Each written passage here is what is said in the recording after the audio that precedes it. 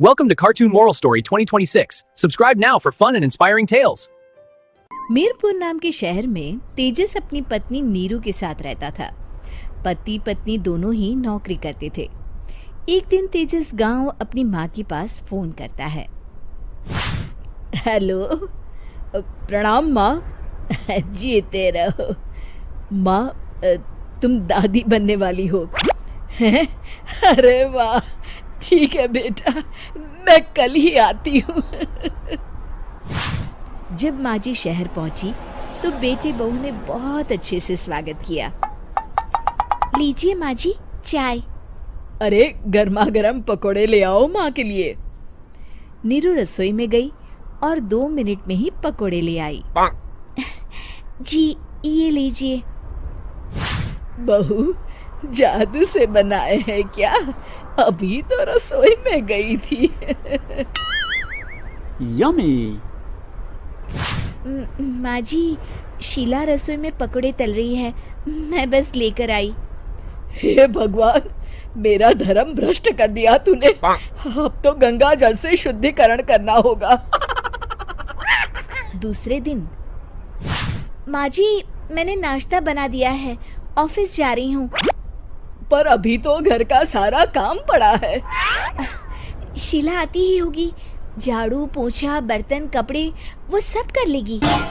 हमारे जमाने में घर का सारा काम हम ही करते थे। जी माँ जी, आप बहुत होशियार हैं, मैं घर ऑफिस दोनों नहीं संभाल पाती। तो जरूरत क्या है घर से बाहर जाकर चाकरी करने की? वैसे भी घर का काम खुद करने से घर में बरकत आती है, समझी? पर माँ जी। पर वर कुछ नहीं, इस महीने की पगार मिले फिर ऑफिस बंद है। हाँ। रात को नीरू तेजस से कहती है, सुनिए जी, माँ जी बोल रही थी कि मैं नौकरी छोड़ दूं। वैसे ठीक ही तो है, अभी तुम्हें आराम की जरूरत है। फिर भी आराम कहाँ, शीला को छुड़ाने के लिए बोल रही थी। तो अब 24 घंटे में इतना काम तो कर ही सकती हो। पर जॉब पसंद है मुझे, घर पर मन नहीं लगेगा। अगले दिन जब दोनों ऑफिस के लिए निकल रहे थे, मेरी तो कोई कीमत ही नहीं है इस घर में।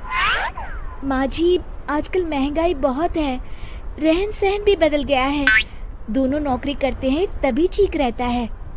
अच्छा, तू कहना क्या चाहती है? मेरा बेटा तुझे बिठा के खिला नहीं सकता? तू ही इस घर का खर्च चला रही है, हैं? नहीं माँ जी, मेरा वो मतलब नहीं था। मतलब खूब समझती हूँ, ये बाल धूप में सफेद नहीं किए मैंने। हाँ। अब तो ये रोज का काम हो गया था। तेजस भी रोज की झिकझिक से परेशान हो गया था। एक दिन उसने कहा, नीरू, वैसे भी तुम्हें मैटरनिटी लीव मिलने वाली है, तो अभी से ही छुट्टी ले लो। पर क्या, मेरी सैलरी अच्छी खासी है। आखिर नीरू ने रिजाइन कर दिया। जब बच्चा हुआ तो घर में सब बहुत खुश हुए। कुछ दिनों बाद तेजस फाइल देख रहा था।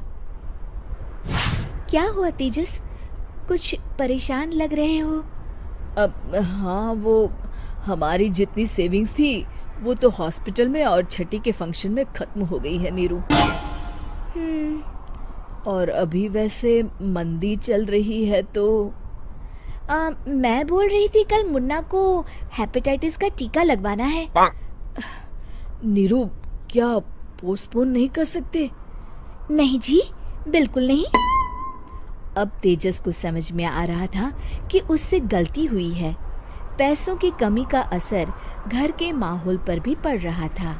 अगले दिन, बेटा मेरा चश्मा और ये दवाइयाँ ले आना, पर्चा देते हुए माँ जी ने कहा। जी। तेजस, मुन्ना के लिए दूध का डिब्बा और डायपर भी ले आना, और ये किराने के सामान की लिस्ट है, इसे भी लाना है। तेजस गुस्से में लिस्ट मरोड़कर फेंकता है और चिल्लाता है, पैसे क्या पेड़ पर उगते हैं? ये ले आना, वो ले आना। अरे पर ये जरूरत का सामान ही है। वो गुस्से में बिना कुछ कहे ऑफिस चला गया। अरे अरे लंच तो ले जाइए। नीरू दौड़कर डिब्बा पकड़ाती है। एक दिन खाना खाने के बाद, नीरू,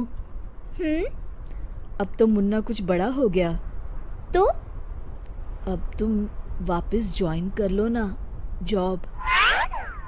पर इस रिसेशन में जॉब मिलना बहुत मुश्किल है। ट्राई तो करो। फिर मुन्ना, माँ जी है ना, और एक फुल टाइम मेड भी लगा लेंगे। पर माँ जी, उन्हें तो पसंद नहीं। तभी माँ जी वहाँ आ जाती है और प्यार से नीरू के सर पर हाथ फेरते हुए बोलती है, अब मेरी समझ में आ गया बहू, पहले के और अब के समय में अंतर है। तुम काम शुरू करो, मुन्ना की जिम्मेदारी मेरी। मेरी प्यारी माँ जी।